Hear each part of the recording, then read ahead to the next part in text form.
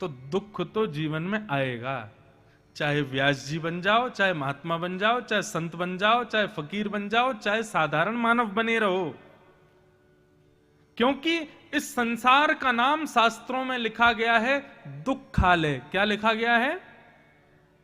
जोर से बोला करो, दुखालय। भोजन कहां पाते हैं हम लोग? भोजनालय। विद्या प्राप्त करने कहां जाते हैं? कार्य कहां किए जाते हैं? पुस्तक कहां पढ़ी जाती हैं? पुस्तकालय। तो ऐसे ही दुख कहां भोगे जाते हैं? तो क्या भोजनालय में कभी पुस्तक मिलती है? नहीं मिलती। पुस्तकालय में भोजन मिलता है? नहीं मिलता। विद्यालय में कार्य होते हैं? नहीं होते। तो फिर दुखालय में सुख कहां मिलेगा? ये दुखालय है। दुखालय में सुख खोजने का मतलब तो वही हो गया, आप लाइब्रेरी में और चाट पकौड़ी खोज रहे हो। आप पुस्तकालय में जाकर के ये ढूंढ रहे हो बड़ा पाव कहां मिलेगा। पुस्तकालय में पुस्तक मिलेगी, खाने को थोड़ी मिलेगा। ऐसे ये दुखालय है। यहां पर केवल दुख है जीवन में, सुख नहीं मिलता। अगर हम चाहें कि हम सोमवार के सोमवार महाकालेश्वर पर जाएं और जाके बिल्वपत्र चढ़ाएं, महाकाल भगवान हमारे दुखों को दूर कर देंगे ना। प्रारब्ध का दुख है वो तो कोई दूर नहीं करेगा। हां, एक चीज हो सकती है, क्या कि भगवत आश्रित होने से, कथा आश्रित होने से, संतों के आश्रित होने से, वैष्णवों के आश्रित होने से यह जरूर हो जाएगा, दुख तो जीवन में आएंगे लेकिन उन दुखों से जूझने का बल आपको प्राप्त हो जाएगा। भगवत आश्रय कभी दुख दूर नहीं करता, भगवत आश्रय दुखों से जूझने का बल देता है। और इसका सबसे बड़ा प्रमाण बताऊं, महाभारत युद्ध। भगवान चाहते तो अपनी भृगुटी टेढ़ी करके कौरव पांडवों के युद्ध को होने ही नहीं देते, महाभारत युद्ध ही नहीं होता। लेकिन नहीं, भगवान अर्जुन के सारथी बन गए, अर्जुन के हर प्रश्न का उत्तर देते हैं, लेकिन अर्जुन को जिताने में भगवान ने इतना सा भी प्रयास किया हो नहीं। यह बात जरूर है कि भगवान उसको सद्मार्ग बताते रहते थे, तू ऐसा कर, तू ऐसा कर, लेकिन अर्जुन के रथ पर बाण नहीं आते थे, अर्जुन पर संकट नहीं आते थे, ऐसा नहीं था। संकट तो आते थे, लेकिन संकट से जूझने का बल ठाकुर जी उसको देते थे।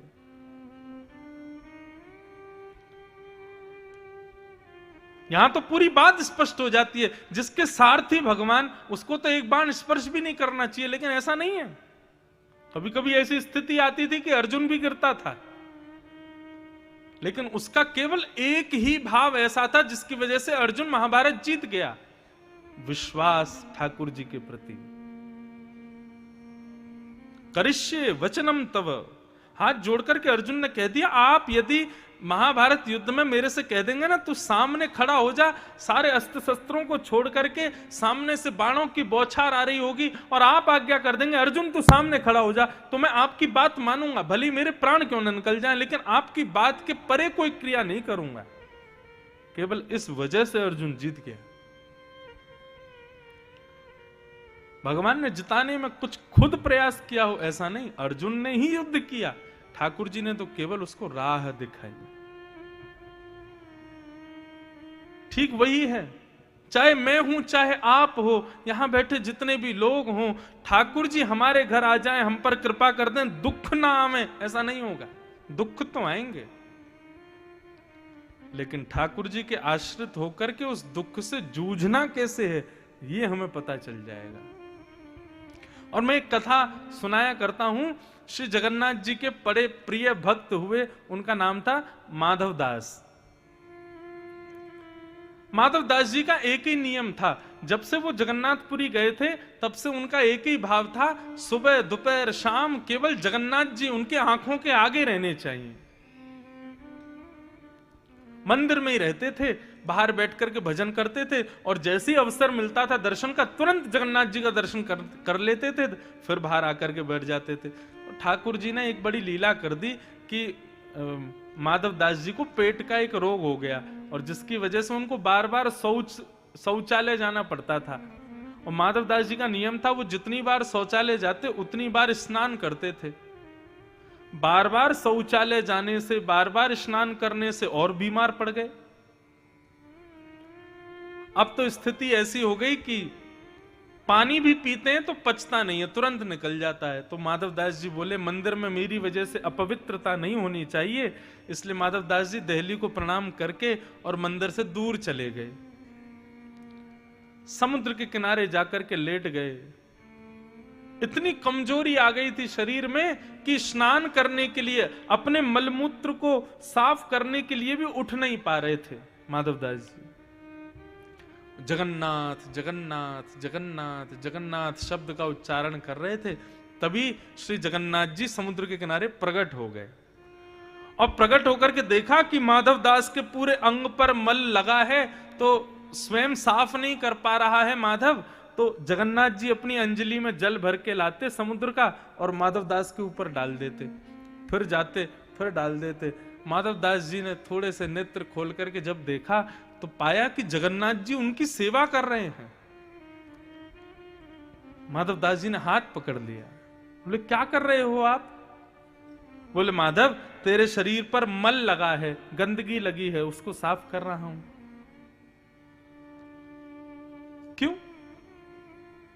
आप तो यज्ञ भोक्ता भगवान हो, परम पवित्र रहते हो, आपकी तो एक एक वस्तु में भी पवित्रता का ध्यान दिया जाता है, मेरे शरीर पर मल को आप क्यों साफ कर रहे हो? बोले कि अब तुम मेरे भक्त हो, तुम मेरी सेवा करते हो, मैं भी तो तुम्हारी कर सकता हूं। माधव बोला कि मेरी सेवा करना मंजूर है, लेकिन मेरे रोग को ठीक करना मंजूर नहीं है। मुझे इतना भयंकर रोग हो गया है, मैं उठ नहीं पा रहा हूं, चल नहीं पा रहा हूं, मुझे ठीक कर दो ना। आप तो सर्व क्रियाशील हो, आप तो भगवान हो, आप चाहो तो दृष्टिपात से मुझे ठीक कर सकते हो। मेरी सेवा कर रहे हो, मेरा रोग दूर क्यों नहीं कर रहे हो? बताइए। भगवान मुस्कुराने लगे। भगवान बोले, माधव, ये तुम्हारा प्रारब्ध का कर्म है जो तुम भोग रहे हो। यदि मैंने इसको अभी समाप्त कर दिया ना, तो प्रारब्ध का कर्म रह तो जाएगा और उसको भोगने के लिए तुमको फिर से जन्म लेना पड़ेगा। और मेरे पास आते हुए भी, मेरी प्राप्ति करते हुए तुम्हें मुझे त्यागना पड़ेगा। तुमको दोबारा से किसी जननी के जठर में जाना पड़ेगा, फिर से नए परिवार में जन्म लेके ये बचा हुआ जो मैं समाप्त कर दूंगा, इसको भोगने के लिए तुमको फिर से आना पड़ जाएगा।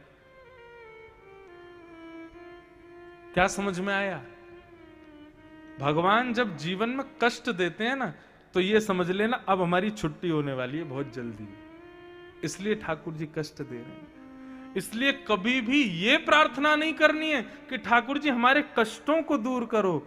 सदैव ये प्रार्थना करना, ठाकुर जी जितने प्रारब्ध बच्चे हो सब भोगवा लो, लेकिन उनको भोगने के लिए, उनसे लड़ने के लिए बल हमको देना, हमको उससे जूझने के लिए आप हमको सद्बुद्धि देना।